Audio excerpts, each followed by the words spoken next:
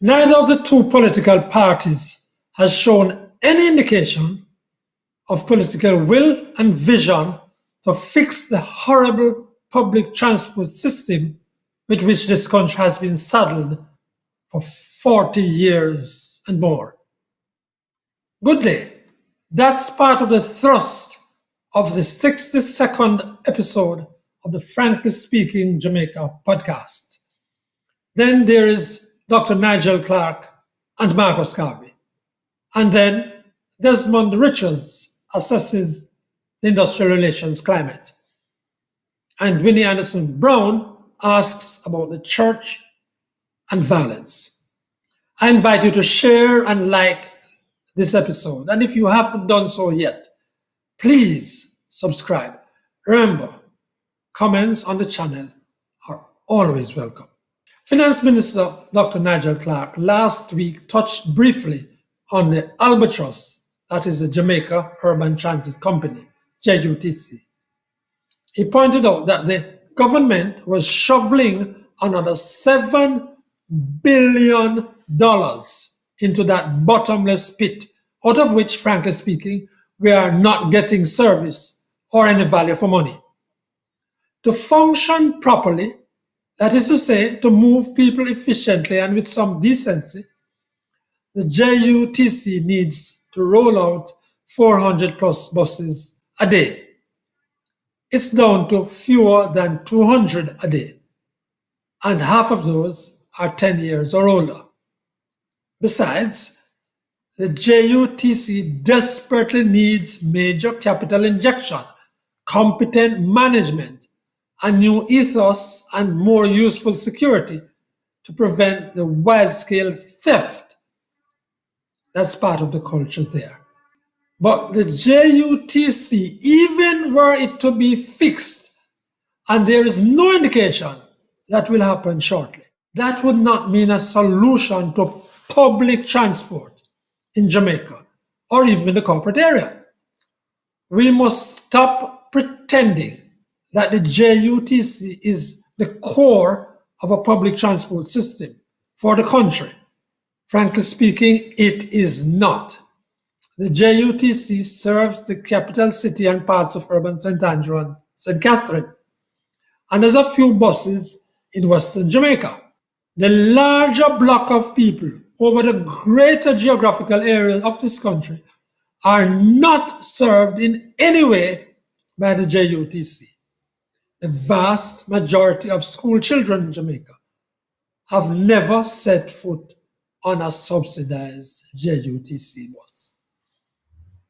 So, when the government gives $7 billion to help dig the JUTC out of the hole into which it is sinking, it is providing a subsidy for less than half of the traveling public, and surely nothing for the people in the rural areas. So, what about the other parts of the system? They are largely private, and most of it is found in the rural areas. Route taxis and buses bought by more than 40,000 individual Jamaicans. And they run without subsidy, without proper standards and supervision, and without order. Frankly speaking, the government continues to starve the public system, that is the privately owned part of the system, of resources, and gets away with it because these are poor Jamaicans who have made the investment in their taxis and buses. Besides, the system is used by poor, powerless Jamaicans in the main, about whom, frankly speaking, those who can do a little better care less. I know what I'm doing here is describing the problem, but it's a place to start, to make it clear, frankly speaking, that what's the scope of the problem and its solution. That even when the government brings in 200 electric buses over the next 3 years, that means nothing for the public transport system's efficiency. Frankly speaking, it's time that Audley Shaw or whoever succeeds him be ordered to apply some grey matter to designing a public transport system. And that's to be distinguished from the JUTC buses or the JUTC and taxis and buses getting about largely congested roads. That's a part of the system. And I'm coming back to public transport.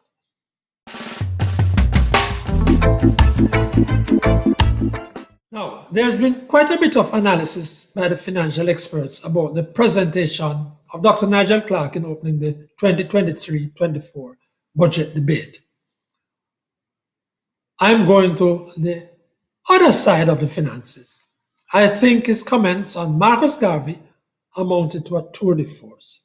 They came in that section of speech where Dr. Clarke was rationalizing why the banknotes are to be changed, and where he stated that Garvey's image had dropped off completely from the much devalued currency notes and coins. I'd like to tell Dr. Clarke, though, that frankly speaking, Garvey should be on the $5,000 note. But that's another thing again. Dr. Clarke was audacious enough in suggesting that the audacity of hope, the face and intellect behind which is Barak Obama, who authored the book of the same name, could well have been the character of Marcus Garvey many decades before. Every school library should have the 5-minute section on Garvey by Dr. Clarke. Here on this podcast, we only have time for 2 minutes of the tour de force by Dr. Nigel Clarke on Marcus Garvey. Sought to raise capital on the New York Stock Exchange for the Black Star Liner. I want you to think about this for a moment, Madam Speaker. Just think about it.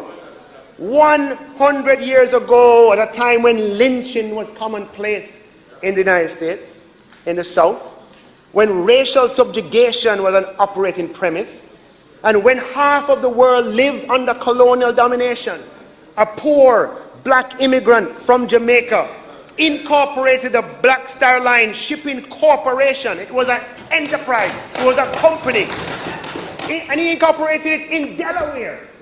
In 1919, he raised private equity, Madam Speaker, issued share certificates, and bought ships. He later sought to raise capital on the New York Stock Exchange. Madam Speaker, in the 100 years between then and now, how many Jamaicans have sought to raise capital on the New York Stock Exchange?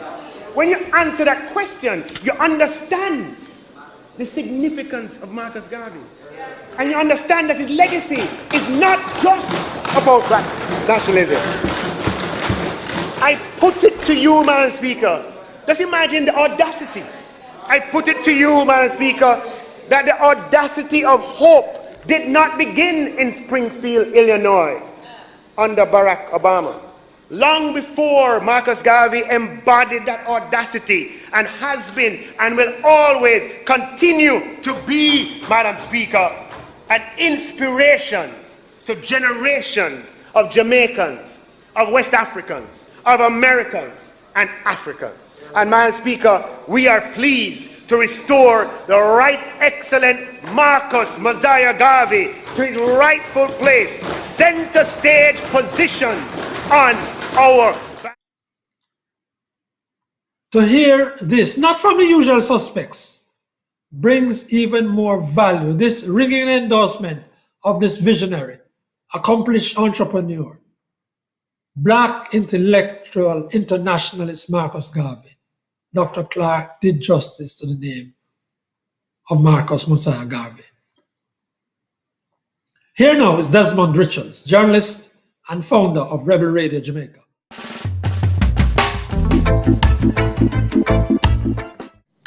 take a trip down memory lane.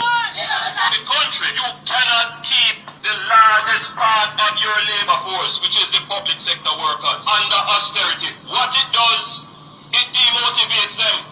It makes them wonder, what am I working for and why should I put out effort? And when their income declines, and if any of you here are teachers and you realize that you can't take taxi to work anymore jump on the bus, you reach school late, your uniform or your clothes pull up, and you just don't feel like you should put out that effort. What happened here? Your productivity as a teacher goes down. Results start to fall, and the country start to move backward. Yes, that was Prime Minister Andrew Holness when he was seeking votes. But he seems to have forgotten all of those words now that he has the power. And this is not the first set of campaign promises that the Prime Minister has forgotten. Right? Now, I have two issues with the government wage talks. One, I believe that the delivery of service to the public should be part of the discussion, the salary talks with the workers.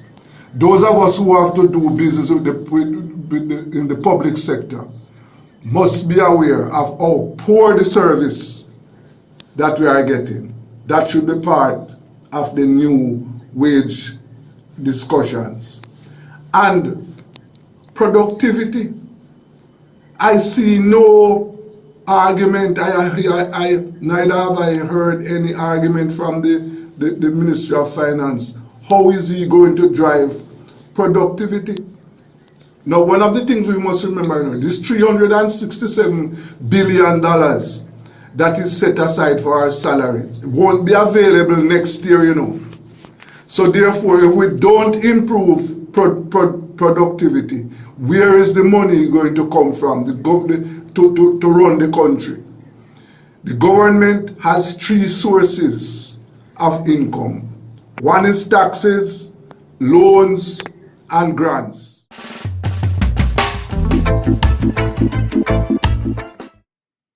That was Desmond Richards. And now Winnie Anderson Brown.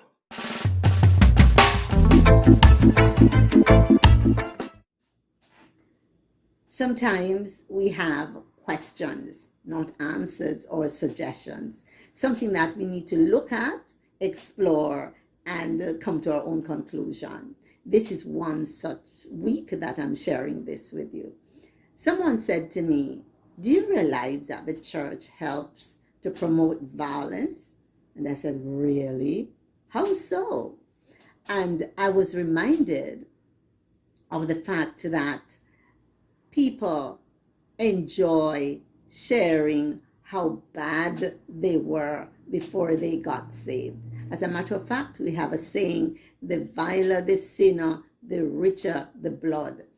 And this whole idea of running down destruction broad road, where you share how horrible you were, how vile you were before you got saved. So that notion that it is okay to be vile, it's okay to be wicked, because once you are, then you are in a better position to claim your spot in the spotlight when you go to church. Now, I am not endorsing, I am probing, I am thinking, and I'm inviting you to think with me. Share your opinions. What do you think about this? I have never looked at it before, so I invite you to look at it with me, and together we can explore this topic.